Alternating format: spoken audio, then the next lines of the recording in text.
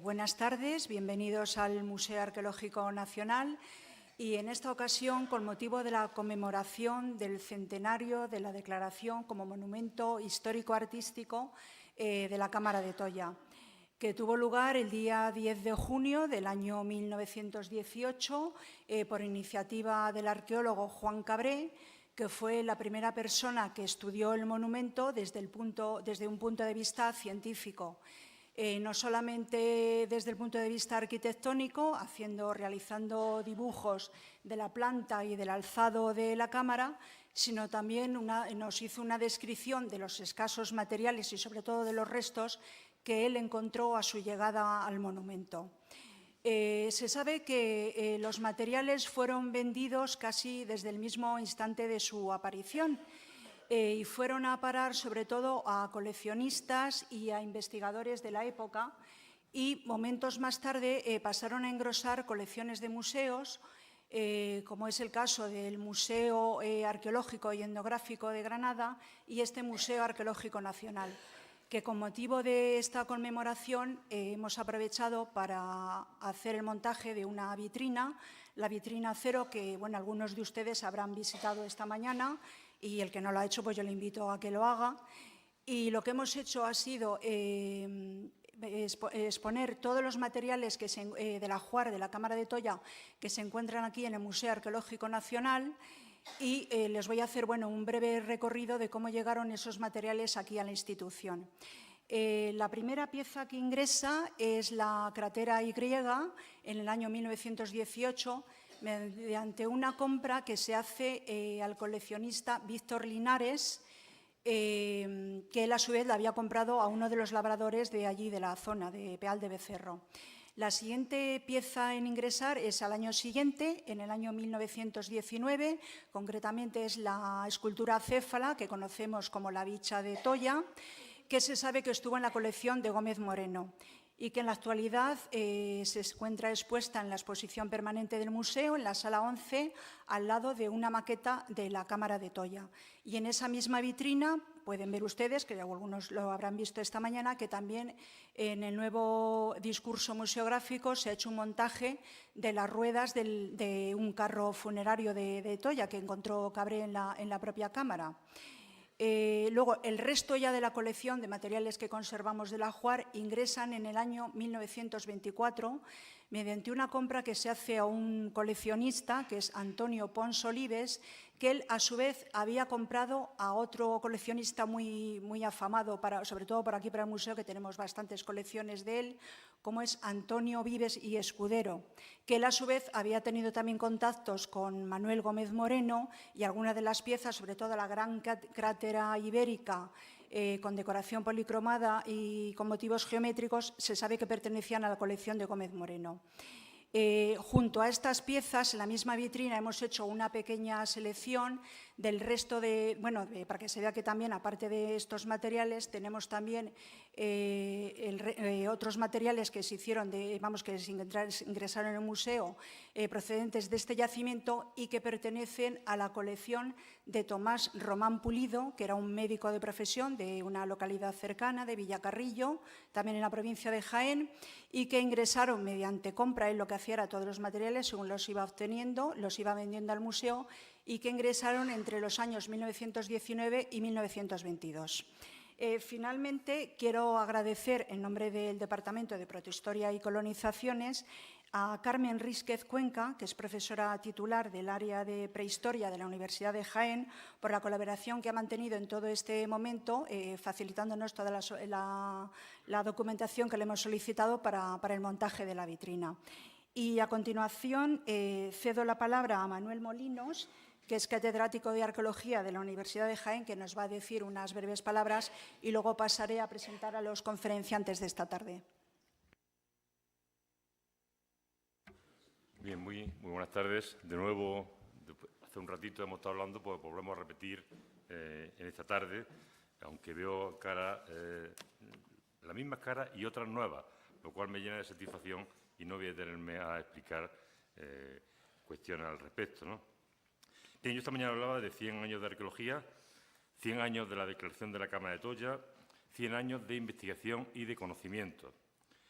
Y decía también esta mañana que la arqueología ibérica, desde el descubrimiento de la Cámara de Toya, ha pasado por muchas etapas, por muchas vicisitudes, por muchas propuestas, en muchos casos diferentes entre sí. Ha habido muchas formas de entender y de leer la Cámara de Toya y todo lo que significa la Cámara de Toya en su conjunto.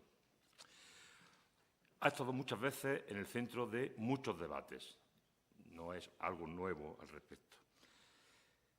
Valorarlo es el objetivo de esta reunión, de esta sesión, realmente iniciada el pasado día 4 en el propio pueblo de Peal, cuando comenzaron los actos realmente de este centenario con la conferencia de Antonio Madrigal sobre el ajuar de la Cámara y sus vicisitudes.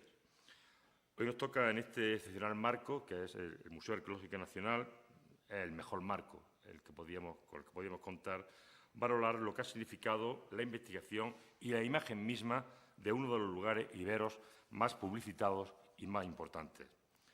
Sin Juan Cabré, sin la Cámara de Toya, la arqueología ibérica no sería lo que hoy significa para toda la arqueología. No solamente para la arqueología, sino para toda la cultura de nuestro país. No solo de Jaén, sino de toda España. Simplemente esas palabras. Gracias. Muchas gracias. Bueno, a continuación presentaré a los conferenciantes de esta tarde que nos van a hablar sobre Juan Cabré Aguiló y la Cámara de Toya, 100 años de discursos arqueológicos e imágenes. En primer lugar, presentaré a Susana González Reyero, que es científica titular del CSIC en el Centro de Ciencias Humanas y Sociales. Es también doctora europea por la Universidad Autónoma de Madrid y su investigación se ha centrado en la imagen en cuanto a categoría de análisis histórico y en el papel que ha tenido en la construcción del conocimiento sobre el pasado. En primer lugar, se ha dedicado al papel que la fotografía y el dibujo tuvieron en la arqueología entre mediados del siglo XIX y el siglo XX. Y, en segundo lugar, su otra línea de investigación se centra en el estudio de las relaciones sociales entre los iberos, con una especial atención por los procesos de jerarquización y la legitimación ideológica de la desigualdad, en que la imagen es central. En la actualidad dirige varios proyectos sobre poblamiento ibérico de un paisaje de montaña ubicado en la cuenca alta del Segura, en el sureste peninsular, concretamente en las provincias de Albacete y de Murcia. Bueno, entre las publicaciones vamos a señalar la fotografía en la arqueología española en 1860-1960, 100 años de discurso arqueológico a través de la imagen, Juan Cabré Aguiló y la construcción de la cultura ibérica en la primera mitad del siglo XX y, finalmente, íberos, sociedades y territorios del occidente mediterráneo. El segundo conferenciante que nos hablará esta tarde es Juan Pedro Bellón Ruiz. Es contratado postdoctoral del programa Ramón y Cajal del Ministerio de Innovación y Ciencia, adscrito al área de arqueología del Departamento de Patrimonio Histórico de la Universidad de Jaén. Es también doctor en Humanidades por la Universidad de Jaén y desarrolla varias líneas de investigación, todas ellas en torno a la arqueología de la cultura ibérica. En una primera etapa he participado en proyectos de arqueología del territorio, estudiando los ópida del Giribaile y de Cástulo, así como también análisis de explotaciones de minería antigua, sobre todo en Sierra Morena. También he estado interesado en temas relacionados con arqueología iberoamericana, pero tras esta inflexión él vuelve a retomar su trayectoria inicial. Y como miembro del proyecto ARIA, la línea de investigación la va a centrar en la historia de la arqueología de la cultura ibérica. También ha sido contratado postdoctoral en la Escuela de Historia y Arqueología en Roma, en donde se ha dedicado a la investigación de la arqueología de la Segunda Guerra Púnica, que es su principal línea de investigación en estos momentos. Y relacionados precisamente con esta temática, él dirige un proyecto general, un proyecto de investigación que se denomina Baécula, y también es director de otro proyecto que es estudio de los escenarios bélicos anibálicos de Numistro y Grumentum en colaboración con la Universitat degli Studi de la Basilicata en Italia. Bueno, está vinculado a otros muchísimos proyectos y grupos de investigación, pero que bueno, no he decidido resumir porque son bastante numerosos. Y finalmente, bueno, añadir que es miembro del grupo de investigación del patrimonio arqueológico de Jaén y bueno, autor también de numerosas publicaciones, entre las que bueno, voy a destacar las más recientes, como son La Segunda Guerra Púnica en la península ibérica, Baécula, Arqueología de una batalla, y Manuel Gómez Moreno, 100 años de arqueología española. Bueno, y ahora ya cedo la palabra a la conferenciante de esta tarde. Bueno, buenas tardes. Yo quiero, en primer lugar, dar las gracias a todas las instituciones y personas que han hecho posible la celebración de este acto, en especial al Instituto Universitario de Investigación en Arqueología Ibérica de la Universidad de Jaén, al Museo Arqueológico Nacional, al Ayuntamiento de Peal de Becerro, etcétera, todos los que lo habéis hecho posible. Bueno, la Cámara de Toya es un monumento unido a la propia definición de la cultura ibérica. Por una parte, como monumento construido en el siglo IV.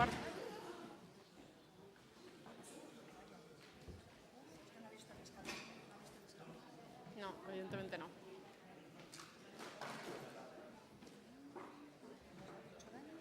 No lo sé.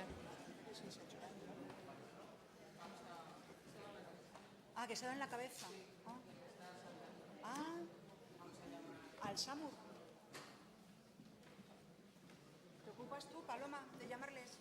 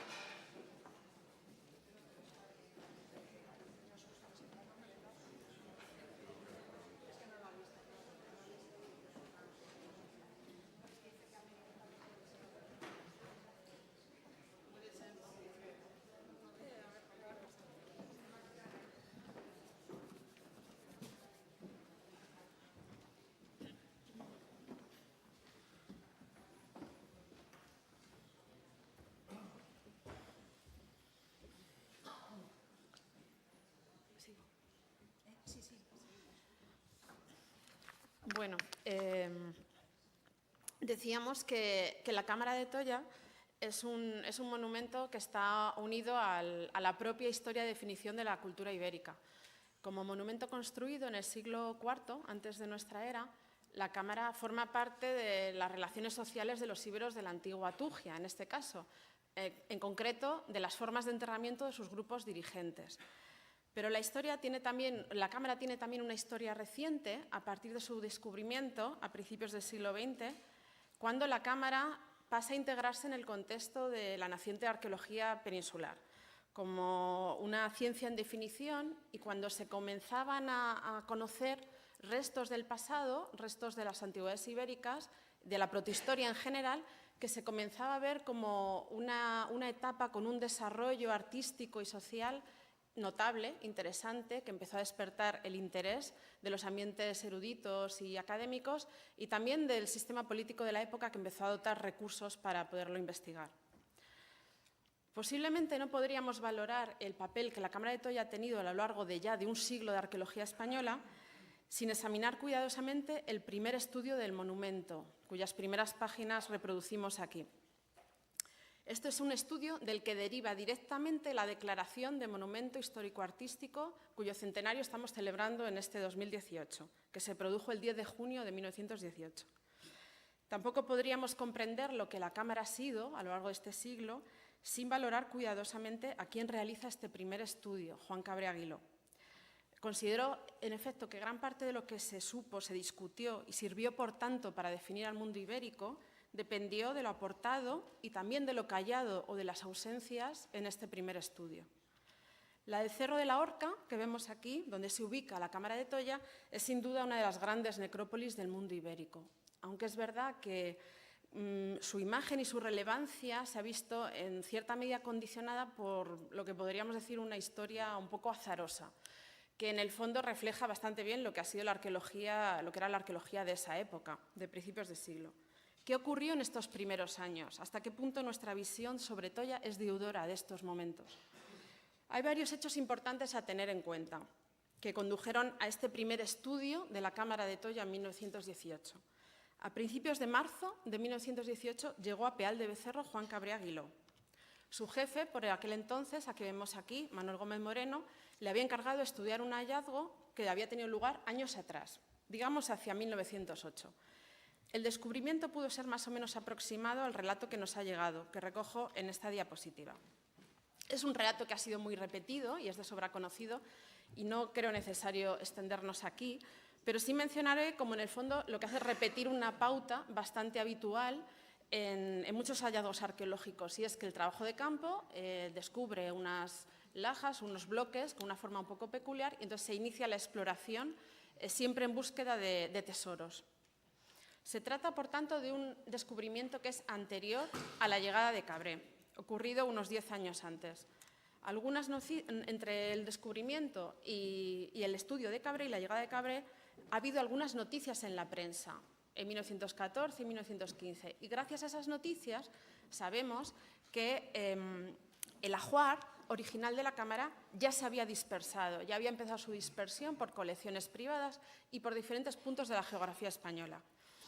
Y de la mano de esas compras y de esas colecciones, donde habían ido a parar los objetos del ajuar de la Cámara, es como la existencia de la Cámara llega a las instituciones madrileñas, en este caso, y en concreto al Centro de Estudios Históricos, que envía a Cabré a estudiarlo. Creo que es preciso detenernos aquí, hacer un inciso y detenernos brevemente en quién era Cabré, ya que valorar la relevancia de la Cámara de Toya en la definición del registro funerario ibérico implica también analizar a la persona que hace ese primer estudio, porque realmente hay que valorar las dos cosas, tanto el monumento como quién hace ese estudio. Bueno, en los últimos años, Cabré es uno de los arqueólogos que se ha valorado su contribución a la estructuración de la prehistoria y la protohistoria en la península ibérica, a la importante tarea de asignar un tiempo y un espacio a los restos materiales que se estaban descubriendo. En mi opinión, la trayectoria de Cabré es un ejemplo muy interesante de una generación intermedia realmente, que fue fundamental, de una generación que está a caballo entre los anticuarios y la afición, los aficionados a la arqueología y la naciente arqueología peninsular, profesional. Perdón. Él es un poco esa generación bisagra que era fundamental.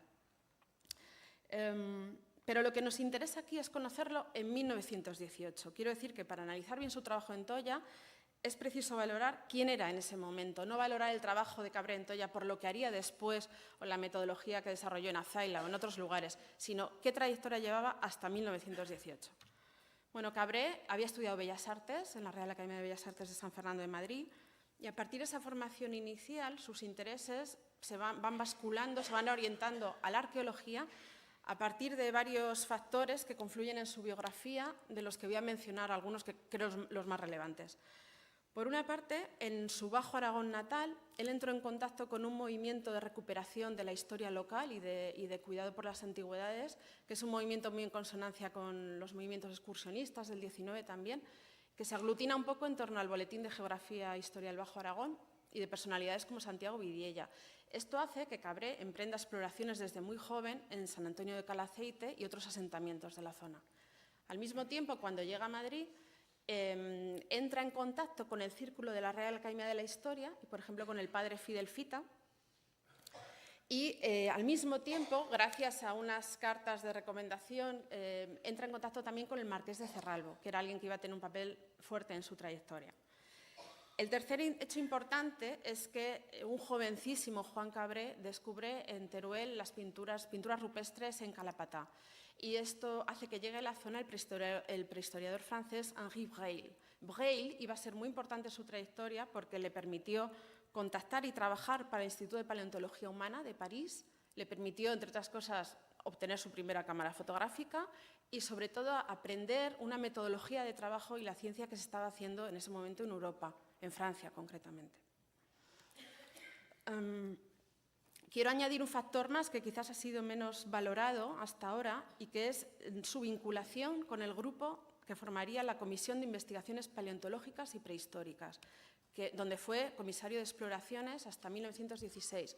Y es relevante esta pertenencia de Cabré a la comisión por varios motivos. Por una parte, porque es justo la etapa previa a llegar a Toya, es justo los años previos. También porque esto le permite entrar en contacto con investigadores tan relevantes como Eduardo Hernández Pacheco, que era el catedrático de Geología de la Universidad de Madrid, y con dibujantes como Francisco Benítez Mellado. La colección de calcos que produjeron en esos años, algunos de cuyos ejemplos he traído aquí, Eduardo Benítez Mellado y Cabré, es un magnífico ejemplo del trabajo que realizaba la comisión. Así pues, vemos cómo entre 1916 y 1918, justo antes de llegar a Toya, Cabré simultanea trabajos en arte rupestre e inicia ya los trabajos en cultura ibérica con el santuario de Collado de los Jardines en 1916.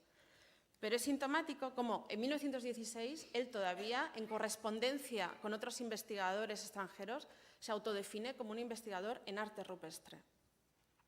Este es sucintamente esbozado el investigador que llega a Peal de Becerra en 1918.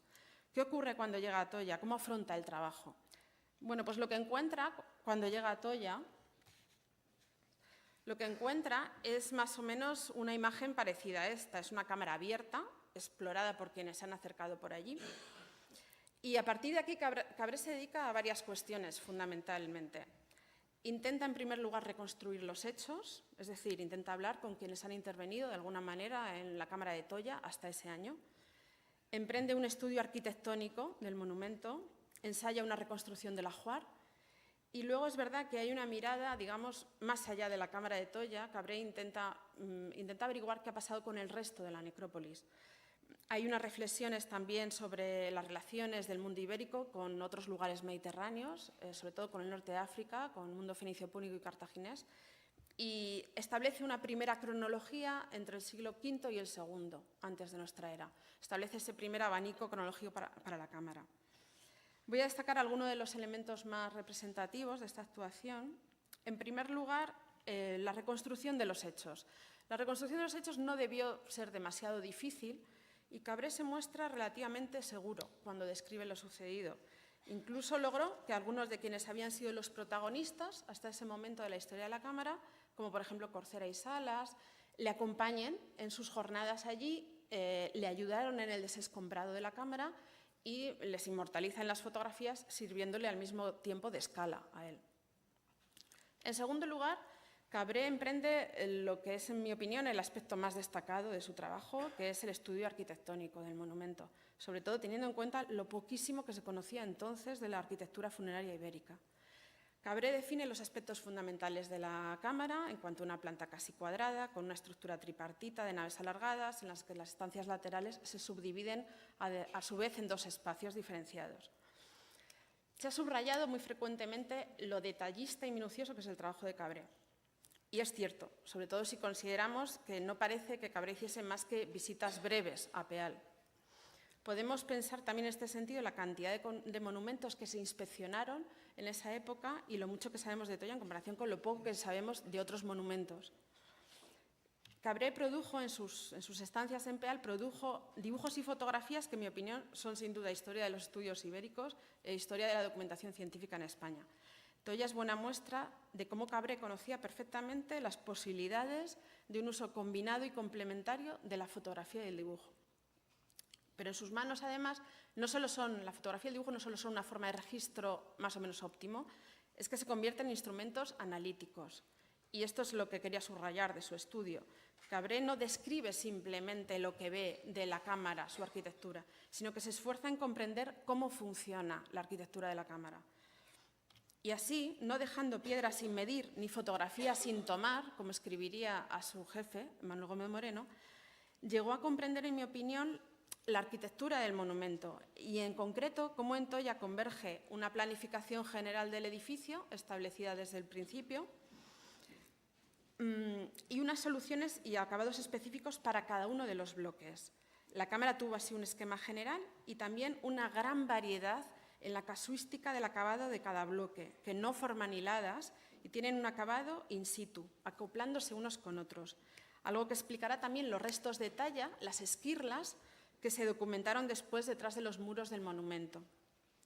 Cabré se refiere, en efecto, a las modalidades y accidentes de la arquitectura del monumento.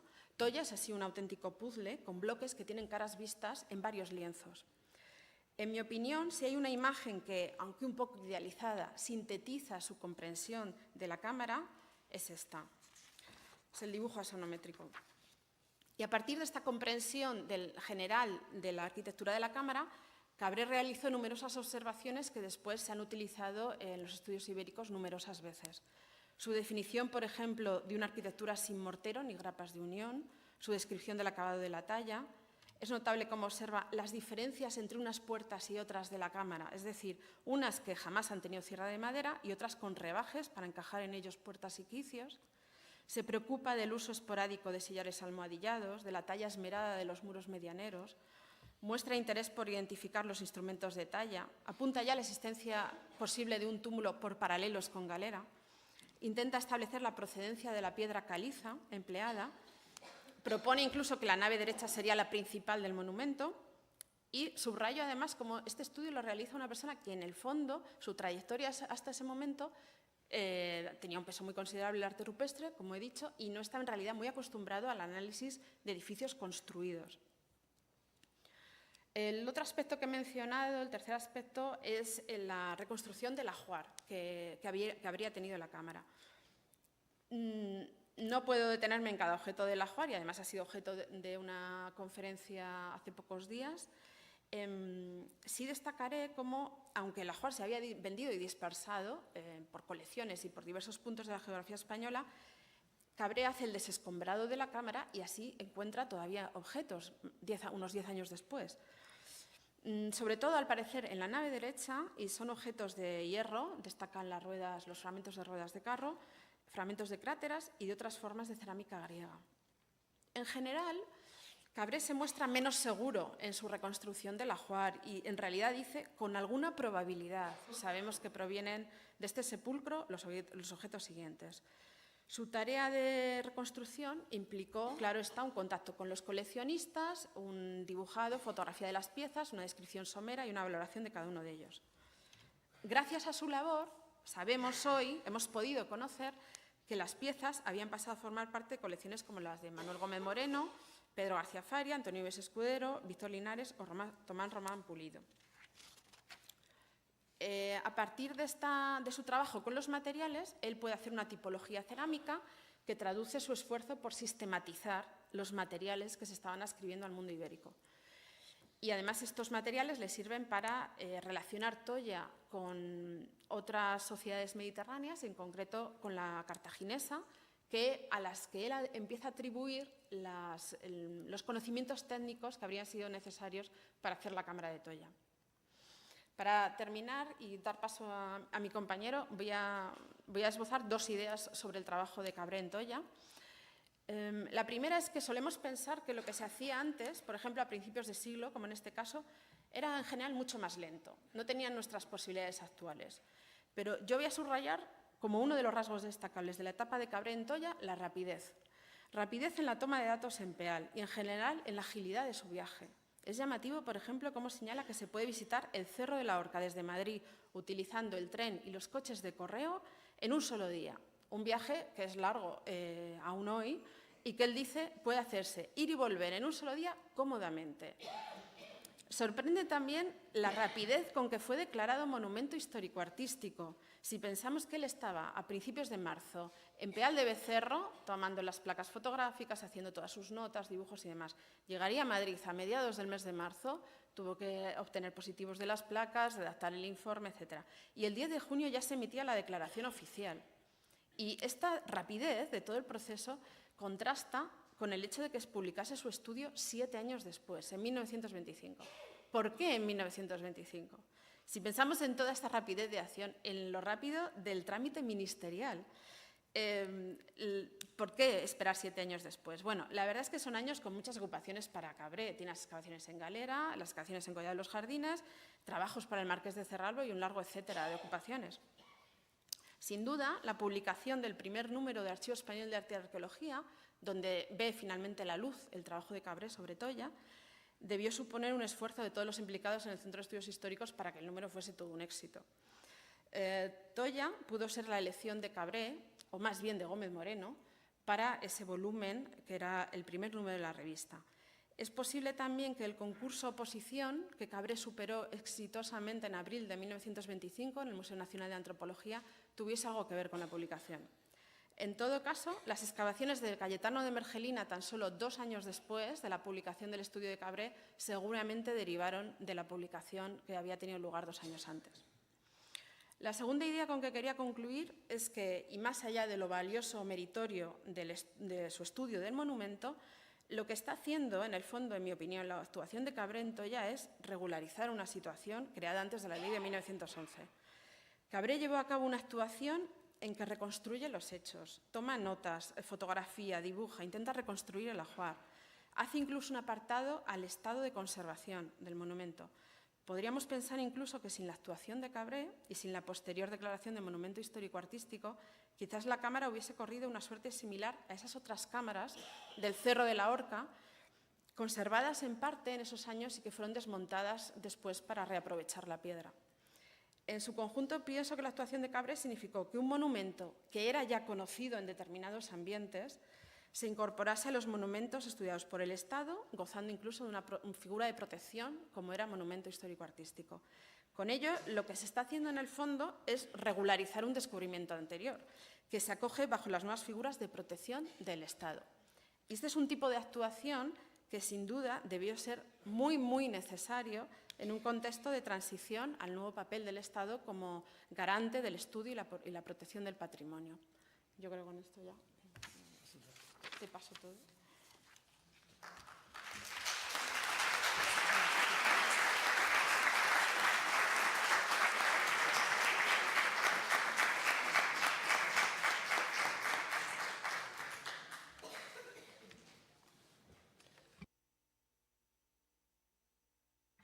Lo primero es decirle a Susana que el tren hasta Jaén sigue durando lo mismo que en la época de Cabré, no hay ningún problema. Lo segundo que me gustaría hacer un inciso antes de comenzar es que parte de las imágenes que voy a utilizar aquí son del archivo de esta institución y agradecer la rapidez en la gestión y en cómo me la han facilitado. Vamos, ha sido de un día para otro, eso sí que ha sido rápido. Bueno, mirándolo desde el siglo XXI, damos ya como lógico o creemos que la intervención en Cabré, como ha planteado Susana, es una intervención normal. Yo voy a hacer un juego y es presentarle al demonio, que lo conocemos, que es Tomás Román Pulido, y que vemos cómo tiene una metodología, si es que se merece esa palabra, totalmente diferente a la de Juan Cabré. Y parte de la intervención va en ese sentido, ¿no? Y luego, finalmente, me voy a centrar en, como ya también ha citado Susana, en el papel que juega Gómez Moreno, digamos, detrás de Juan Cabré. Es decir, vivimos también una época en la que, como ella explicaba bien, Juan Cabré hoy sería un becario precario y trabajaba muy bien. Y detrás tenía un maestro y unas redes de poder y pretendía un acceso a esas redes de poder. Con lo cual, Gómez Moreno tenía, digamos, que la estructura montada para digamos, ejercer su influencia sobre él desde el Centro de Estudios Históricos. Bueno, Tomás Román Pulido excavó el Cerro de la Horca, la necrópolis que está adyacente a la Cámara de Tolla. fue un médico de Villacarrillo, no tuvo descendencia, no tiene archivo, lo sabemos, con lo cual no podemos investigarlo desde ese punto de vista. Él fue un coleccionista, ante todo, y en sus cartas a este museo, por ejemplo, dice en sus primeras cartas que a él lo que le interesa es la numismática, pero sabemos que además de la numismática, pues le interesa, por ejemplo, el coleccionismo de manuscritos antiguos o la Lotería Nacional que le mandaban desde aquí, desde Madrid, entre otras cosas a cambios de objetos arqueológicos, ¿no? Bueno, como ya sabemos, en junio de 1918 se declara la Cámara, pero también en este tiempo se le da autorización a Tomás Román Pulido porque lo solicita para excavar en la necrópolis del Cerro de la Horca. Bueno, aquí ya vemos una acción concreta de la Junta Superior de Excavaciones porque le dice que de acuerdo, que lo autoriza, pero no puede tocar la cámara, ni la propia cámara de Toya, ni otras cámaras que pudieran aparecer. Es decir, de alguna manera, la institución que ha sido creada para gestionar y administrar el patrimonio ya está imponiendo los límites a los que éste debe estar sujeto, ¿vale? Por otra parte, Román Pulido pide permiso también para excavar en el Cerro del Castillo, que yo supongo, y todos suponemos que también lo excavó, o parte, o algún sondeo, entre comillas, hizo, ¿no? Pero la Junta también le contesta que no le da permiso para excavar en el Cerro del Castillo porque ese permiso ha sido pedido y sabemos que es mentira, nadie lo pidió porque no consta en ningún archivo que esa solicitud por parte de nadie. Bueno, aquí tienen la autorización de la Junta Superior de Excavaciones a las excavaciones de Tomás Román Pulido y, aparte de eso, también sabemos que, bueno, cual merchante de obras de arte y de objetos arqueológicos, había realizado excavaciones y compras de objetos arqueológicos en toda la zona, ¿no? En Villacarrillo, en Castellar, en Peal, en Mogón, en Santo Tomé, etcétera, etcétera. Pero sí quiero hacer una puntualización. La ley de 1911 dice en su artículo 15 que el Estado concede a los descubridores españoles autorizados por él la propiedad de los objetos descubiertos en sus excavaciones. Es decir, que Tomás Román Pulido estaba ciertamente autorizado a quedarse con lo que encontrase. Es decir, no estaba haciendo nada ilegal, pero quizás hacía otras cosas peores, ¿no? El propio Cabré, quien señala en ese artículo que hemos reseñado ya varias veces, de 1925, cita a Román Pulido de esta forma. A medida que el señor Román lograba reunir un lote de objetos, los remitía al Museo Arqueológico Nacional, proponiendo su venta al Estado, sin jamás decir su procedencia verdadera y mezclando otros extraños, de carácter bien diferente, romanos, etcétera, etcétera. Bueno, y no solo romanos, sabemos que incluso prehistóricos, ¿no? Bueno, también, viendo en este aspecto el contexto en el que se desarrollan los descubrimientos, debemos decir que Cabré y el propio Román saben que existen cámaras adyacentes, que en teoría está prohibido tocarlas, pero que sin embargo sabemos que también tocaron. Es decir, que, claro, controlar desde Madrid es bastante difícil con las distancias y los medios que se tenía desde la Junta Superior de Excavaciones, ¿no? Bueno, Tomás Román vende sus colecciones a un coleccionista famoso a nivel nacional, a Antonio Vives Escudero, con quien establece una relación desde el punto de vista, digamos, incluso llegan hasta la amistad, ¿no?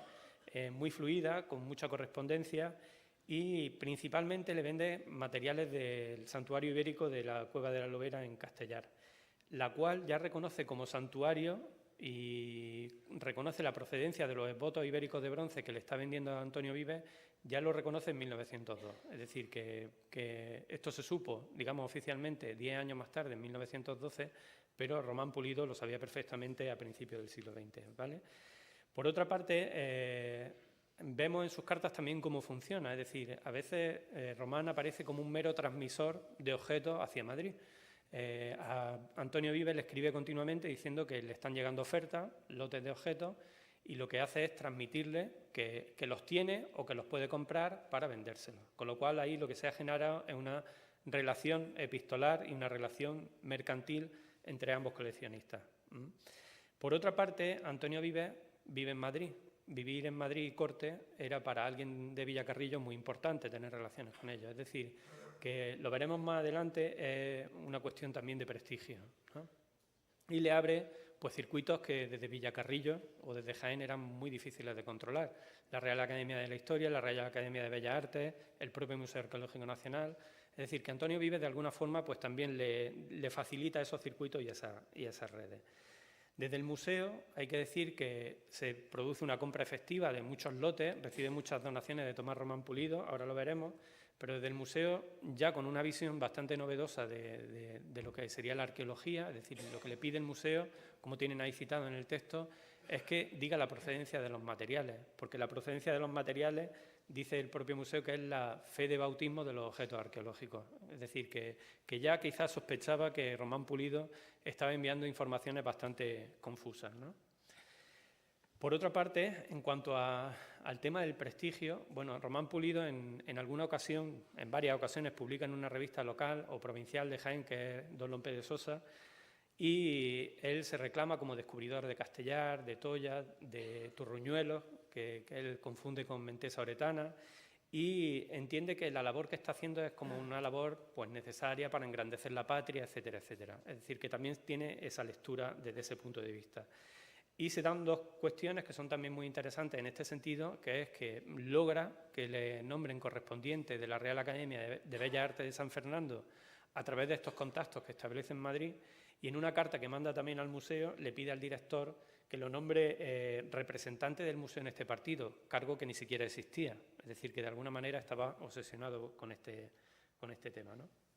El museo es receptivo, evidentemente, con las ofertas que le hace Román Pulido, y sobre todo en un sentido. Pensemos que en esta época las colecciones del museo en cerámica ibérica son bastante escasas y al museo le interesa tener y poseer estas colecciones. No ya desde un punto de vista únicamente patrimonial, sino digamos que también desde el punto de vista institucional.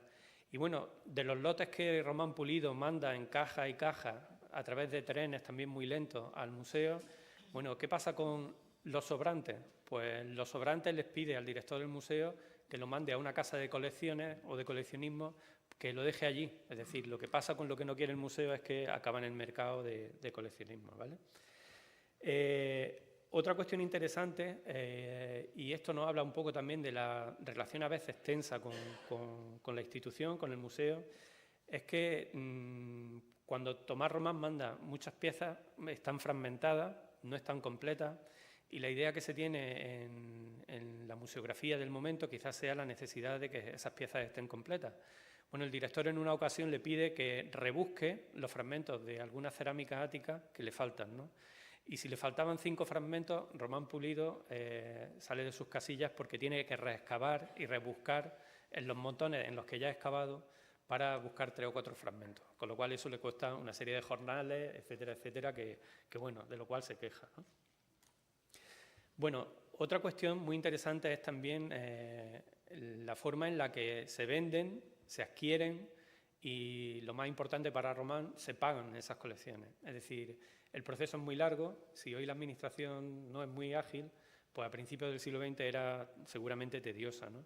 Él estaba efectuando una inversión personal desde el punto de vista económico bastante fuerte.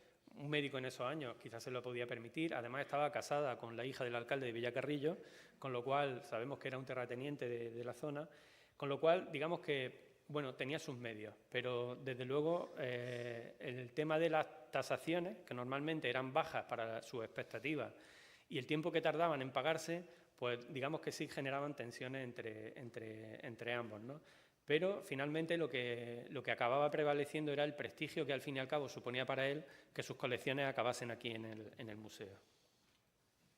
Bueno, aquí algunas imágenes para que nos hagamos una idea del horror vacui que tenía Román Pulido, y también, lo diré más tarde, es muy interesante, como Susana también ha estudiado muy bien, investigar desde el punto de vista, digamos, analítico la propia fotografía. Estas fotografías no son de Tomás Román Pulido, las hace seguramente un fotógrafo en un estudio en Villacarrillo. Él no tiene cámara, no tenemos ni una sola fotografía de sus excavaciones, no tenemos ni un solo plano de sus excavaciones. Cualquier arqueólogo normal, tirando a mejor que normal, hubiera hecho una planimetría y hubiera individualizado las tumbas, y Román Pulido no hizo nada de eso. ¿Alguna imagen más? Todos estos elementos que son metales en hierro, pues habrán sufrido la pérdida con el tiempo porque son bastante difíciles de conservar. Y bueno, como decía para concluir, la venta de sus colecciones al museo son una cuestión de prestigio, pierde dinero, pero no le importa, y es apoyado para su nombramiento como académico por el propio director del museo. Respecto a la metodología, y en concreto sobre la necrópolis del Cerro de la Horca, creemos que excava la práctica totalidad de la necrópolis. Esto no quiere decir que una reexcavación de la misma no dé sus frutos, como ha pasado en Galera, en Tutují.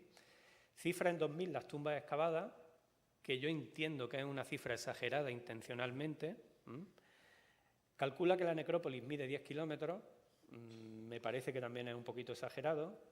En una carta al museo le habla al director de la existencia de un pozo de 20 metros de profundidad lleno de cenizas, de objetos, etcétera, etcétera, y dice que tiene que detener la excavación porque no puede profundizar más. Esto nos suena muy extraño, ¿vale? Por otra parte, en sus cartas nos da cifras sobre lo que él realmente está invirtiendo, los jornales que está pagando, los costes que le supone el traslado entre Villacarrillo y Peal de Becerro.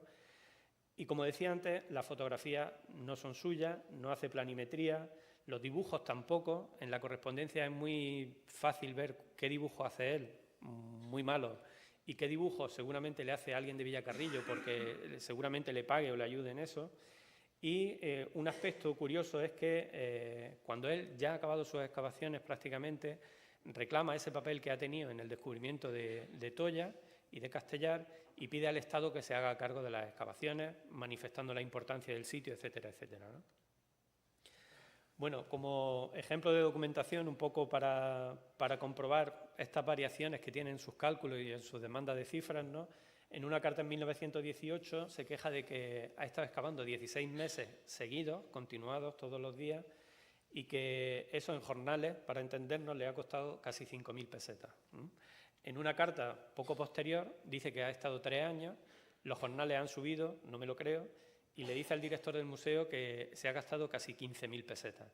La tasación más alta que creo que él obtiene del museo por una colección creo que ascendía a 10.000 pesetas, o sea que está un poco barajando este tema, digamos, a su favor, ¿no? Bueno, ahora el tema de cómo jugaba con las procedencias de los objetos. Sabemos que procuró y se cuidó insistentemente de no decir de dónde procedían los evotos ibéricos de bronce del santuario de Castellar. Sabemos que al menos en 1902 ya lo sabía, pero no fue hasta 1912 cuando acompaña a un representante de la Real Academia de la Historia y digamos que se abre oficialmente el conocimiento del santuario a la investigación, ¿no? Bueno, en muchas de sus cartas y en particular también en la colección Vive, la procedencia de estos devotos de bronce antes de 1912 es muy dispersa. Sierra de Úbeda, Chilluévar, Castellar también, Villacarrillo, Teatinos, es decir, él da procedencias muy diferentes de estos devotos, quizá para despistar, ¿no? Pero la cuestión es la siguiente, ¿mentía? ¿Era tan mentiroso? Tenemos constatada la existencia de esbotos de bronce en sitios como Torroñuelo, que sabemos que es Baécula, Cerro de las Albahacas, que está junto a Baécula, Cástulo, Giribaile y otros ópida ibéricos de la zona. Tomás Román dice el 11 de julio de 1915 al director del museo: de otro yacimiento de ídolos ibéricos muy semejante a lo de Castellar daré cuenta muy en breve. Esto es como poner la lombriz en el anzuelo, ¿vale? En agosto de 1915 dice: he descubierto otro sitio próximo a esta población, a Villacarrillo, en donde hay ídolos ibéricos de bronce en un todo idéntico a lo de Castellar. De nuevo vuelve a citar la existencia de este tipo de objetos y precisa un poquito más la procedencia de los mismos en el entorno de Villacarrillo. Bueno, si lo demonizamos, pues podríamos decir que es un dato también para despistar. En cambio, recientemente, unas excavaciones que se están ejecutando incluso en este momento nos han permitido pues, documentar un santuario ibérico desconocido que no es Castellar ni Despeñaperro y que ciertamente está muy próximo a Villacarrillo, a unos 4 o 5 kilómetros de la ciudad de Villacarrillo. Y es el camino que conduce a Úbeda y supongo que sería el camino transitado y conocido por Román Pulido. Ahí tiene la dispersión de objetos que hemos logrado documentar a nivel superficial en el sitio. Por primera vez casi en la historia de la investigación de los santuarios ibéricos tenemos esbotos localizados y contextualizados arqueológicamente, que no proceden, digamos, de coleccionistas y demás, y tienen una localización precisa. Y bueno, lo que entendemos es que a lo mejor tenemos que abrir nuestras mentes y suponer y pensar que existen otros santuarios a los que quizás Román Pulido de los que le estaban llegando objetos a Román Pulido y de los que él a veces mentía, a veces no, pero ahora tenemos que andar con más cuidado con estos datos. Bueno, paso a Gómez Moreno muy rápidamente. Gómez Moreno compró parte de los materiales de la Cámara de Tolla. Gómez Moreno era granadino y era anticuario, era coleccionista y, por supuesto, conocida a toda la élite social y cultural de la Granada de principios del siglo XX. Sabemos que muchos de esos materiales todavía hoy siguen en Granada. Y en este momento, de principios del siglo XX, 1900-1920, del que estamos hablando, fue vocal de la Junta Superior de Excavaciones y Antigüedades, que, como hemos dicho, es el órgano que gestionaba la administración del patrimonio arqueológico en España, ¿no? Bueno, conocía el hallazgo por su cercanía con los coleccionistas granadinos y sus redes sociales.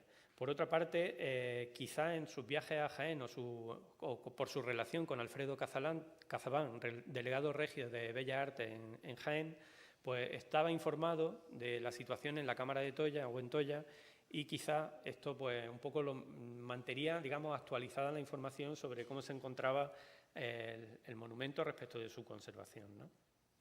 En una carta de 1918, no podemos decir día y mes porque no está puesto, le escribe a su padre que ha enviado a un colaborador a explorar la Cámara de Tolla. Es decir, el colaborador está claro que es Juan Cabré, y que Gómez Moreno está detrás del envío de Juan Cabré a la Cámara de Tolla. Pero es que no solo eso. En otra carta del mismo año también le escribe a su padre que haga el mismo movimiento para solicitar la declaración que de la Cámara de Tolla hizo Cabré, que haga el mismo movimiento para que declaren la Casa del Corral del Carbón de Granada monumento artístico. Es decir, que controla perfectamente el mecanismo, sabe cómo hay que hacerlo, le dice a su padre que lo único que tiene que hacer es una instancia solicitando a la Junta que se declare monumento, con lo cual vemos que los pasos son prácticamente una imitación respecto de lo que hace Cabré. Bueno, aquí se ha hablado ya de la publicación de 1925, de la trascendencia que tuvo, de la importancia desde el punto de vista no solo histórico, sino también metodológico de esta publicación, desde el punto de vista de la metodología arqueológica. Pero a mí me toca llamarle la atención sobre una cosa. Gómez Moreno y otros investigadores a principios del siglo XX a la arqueología de la cultura ibérica, tal y como la conocemos hoy, la llamaban así, arqueología ibérica. Pero Gómez Moreno, Cabré y otros investigadores, y la propuesta es precisamente de Gómez Moreno, quieren llamar a este periodo hispánico. Es decir, le cambian el nombre y recogen una teoría que lo citan en el artículo de 1925 de Luis Siret, pero yo hasta el momento no he visto ninguna publicación de Luis Siret que hable de este término y no sé por dónde viene. Quizá en una charla en Almería, en Herrerías, y no lo sé, ¿no? Bueno, el tema es que para Gómez Moreno, como dicen o como escribió en 1922, es injusto calificar de ibérico al arte genuinamente español anterromano, que con más propiedad podría denominarse hispánico. Bueno, ¿él qué pretende con esto? Él lo que pretende con esto es diferenciar un arte, digamos, en nuestra protohistoria, el cual tiene una seña de identidad muy clara. Tiene los esbotos, tiene la arquitectura, tiene la cerámica, tiene la escultura, y él se da cuenta que en una zona que él señala entre el Júcar y el Genil, es decir, entre la Dama de Elche y Córdoba, donde están apareciendo esos restos, y pretende distinguirlas desde el punto de vista, digamos, arqueológico, pero desde el punto de vista también del discurso nacionalista, ¿no? Bueno, en su libro de 1958, que es un anacronismo para unas cosas y para otras no, precisamente destaca en la arquitectura a la Cámara de Tolla, como uno de los, digamos, el máximo ejemplo, el ejemplo más representativo de lo que sería esa arquitectura hispánica que él está definiendo. Y los hispanos o lo hispánico estaría en ese territorio comprendido entre la Dama de Elche y el valle del río Genil. Pero ¿por qué era también importante la arquitectura? ¿Por qué se ha declarado un elemento arquitectónico como monumento artístico? Porque Gómez Moreno pensaba que la arquitectura era una de las señas de la civilización. Decía en 1907 lo que sigue: la arquitectura es el monumento de la civilización, es la enseña de los ideales humanos a través de los siglos. Con las primeras manifestaciones del hombre que labra la tierra y pastorea, que domestica animales y hace vida sedentaria, preséntase la arquitectura, no en abrigos contra la intemperie ni en su defensa propia, sino compelido por ideas ultraterrenas, en honra de sus muertos y pregonando una vida espiritual con pujanza de medios que nos aplastan. Quiere decir que desde el punto de vista de la historia del arte y desde el punto de vista del desarrollo cultural, digamos que una cultura en sí misma no alcanza un cierto estatus de civilización hasta que sus rasgos, y sus rasgos son esos restos arqueológicos o esos restos que podríamos calificar de obras de arte, que se los compelen, que se los atribuyen. Bueno, como decía también Susana, la declaración de monumento fue una declaración exprés, una de esas anomalías que pasa en nuestro país, ¿no?, que a veces funciona, ¿no?, rápida y efectiva. La Junta Superior de Excavaciones y Antigüedades funcionó también coherentemente en ese sentido, pero aquí sí que nos debemos situar un poco en contexto. Hoy día quizás no pensaríamos declarar monumento la Cámara y no proteger la necrópolis. Quizá en este momento, obviamente, eso no se pensaba. Se pensó en proteger el monumento. La necrópolis no se protegió y la necrópolis pues, cayó en manos de Román Pulido.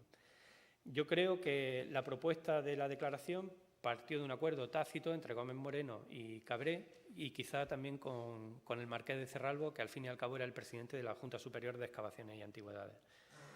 Bueno, por dar alguna fecha, en 1918 la Cámara de Toya es declarado bien de interés cultural, reconocido en la legislación vigente. En 1926, años antes y años después, Alfredo Cazabán escribía sobre la necesidad de su vigilancia y conservación en distintos artículos en la revista Don López de Sosa.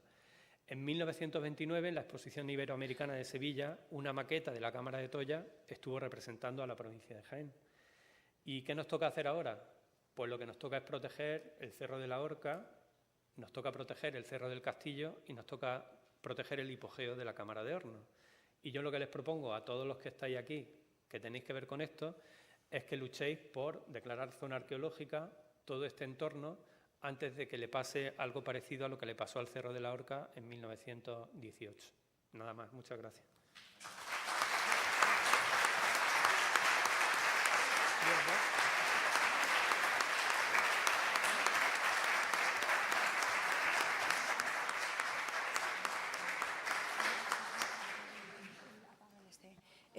Muchas gracias a ambos por esta magnífica exposición sobre la arquitectura antigua, la arqueología antigua en la necrópolis de Toya.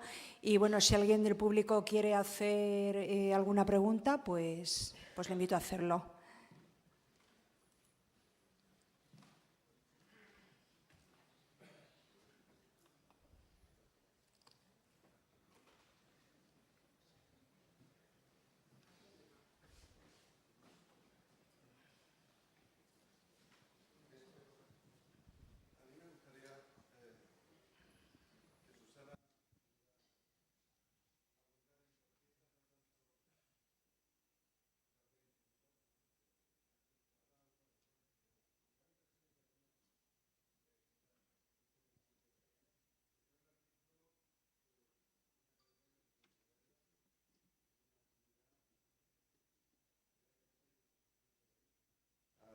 Se llega al sitio, pero incluso dónde hay que bajarse en el tren, qué coche coger y realmente una calidad de vida. Entonces, no me casa que tardara tanto.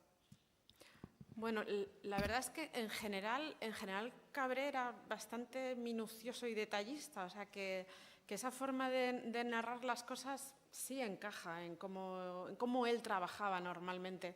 Luego es cierto que viendo un poco el contexto y viendo lo que estaba pasando con las otras cámaras, es posible que a él le enviasen un poco con esa advertencia de está pasando esto en el Cerro de la Horca, está esta persona de Villacarrillo aquí un poco, hay que hacer un buen registro, hay que tomar unas buenas notas, o sea que quizás él puso un especial cuidado en el trabajo de la cámara, eso hoy por hoy es un poco una idea, sin más.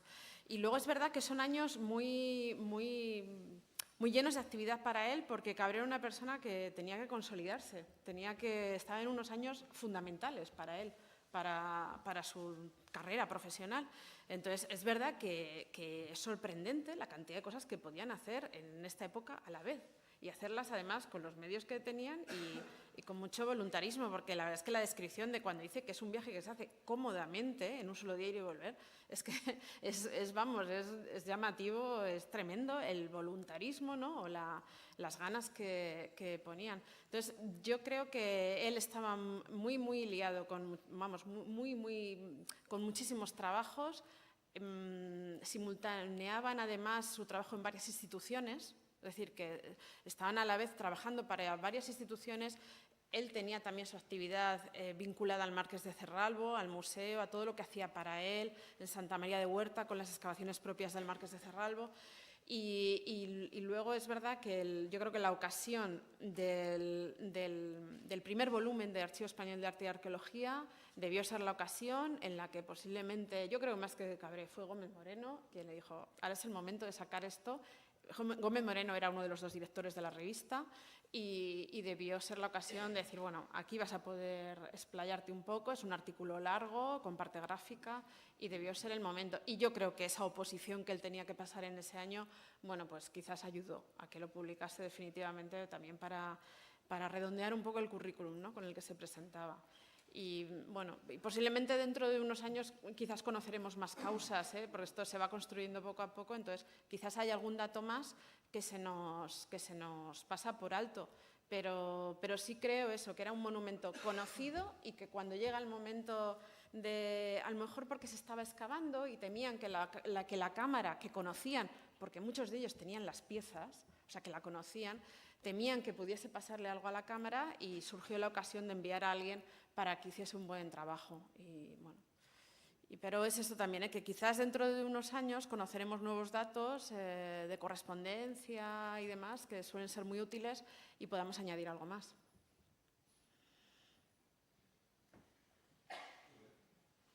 Sí.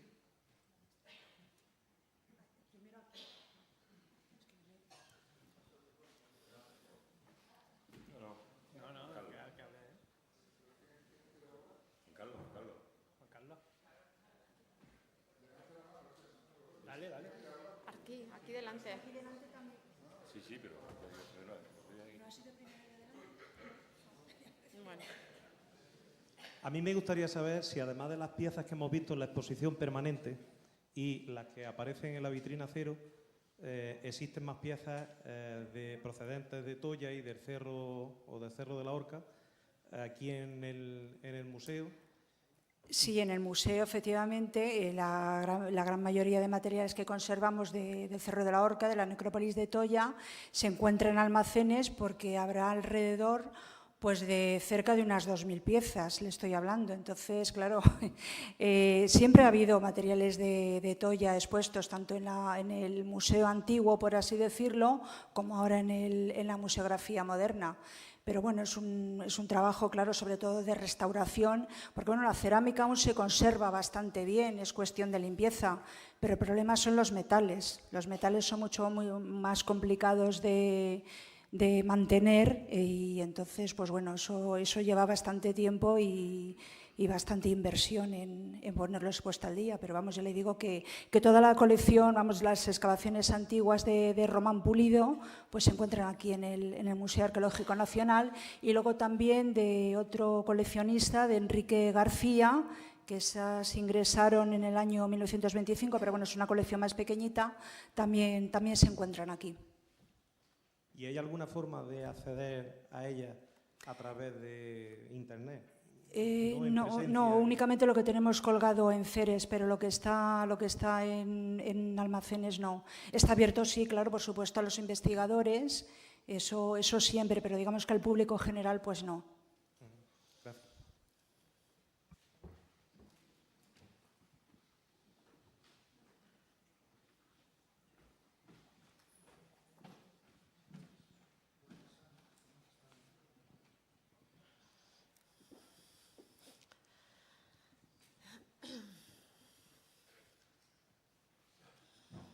Es que cuando se preguntaba lo del tema de que ¿por qué tarda tanto Cabré en publicar los resultados de la Cámara de Toya?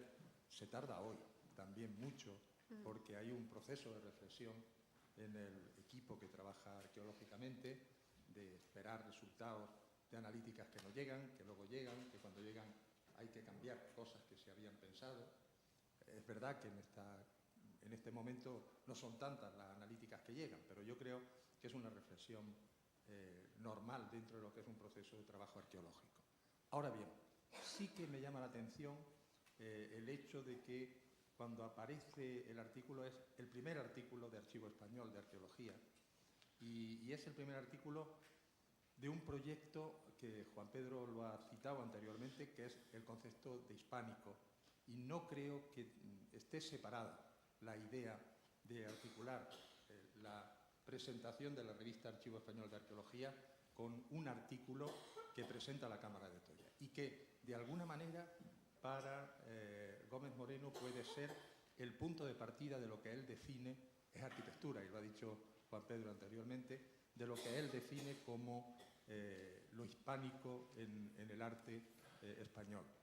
No hay que olvidar que el lanzamiento de la teoría de lo hispánico lo hace, me parece, lo mismo me equivoco, pero creo que en torno al 22, Gómez Moreno, 21, 22, 23, y la publicación es en el 25, es decir, que yo creo que todo es una cadena que se asocia también a lo que es el proyecto del Centro de Estudios Históricos de lanzar un concepto nacional de lo hispánico para buscar los orígenes y la identidad de lo español. Sí, yo creo que sin duda, porque además es muy llamativo como todo el trabajo hasta el 25, Cabré y con los investigadores que habla, siempre hablan de ibérico respecto a Toya, nunca utilizan el término hispánico. Entonces, hispánico aparece en 1925, no sé si una imposición de Gómez Moreno, pero ellos en todos los trabajos previos, en 1918, siempre es ibérico, y son restos ibéricos, y la terminología cambia en el 25. Y también está el tema entre Bosch Gimpera y Gómez Moreno, ¿no?, en esos años por los términos. Entonces, es verdad, la Cámara había sido ibérica hasta el 25, hasta la publicación. No publica en 1922 lo de hispánico Gómez Moreno. Lo publica en el 49 en una sección de miscelánea que dice que es inédita, y a pie de página viene que fue escrito en 1922, pero nunca publicado. Lo publica en el 49. Es decir, que en el 25 es cuando Gómez Moreno le dice, públicalo tú. Es decir, que él no lo había publicado antes. Lo tenía pensado.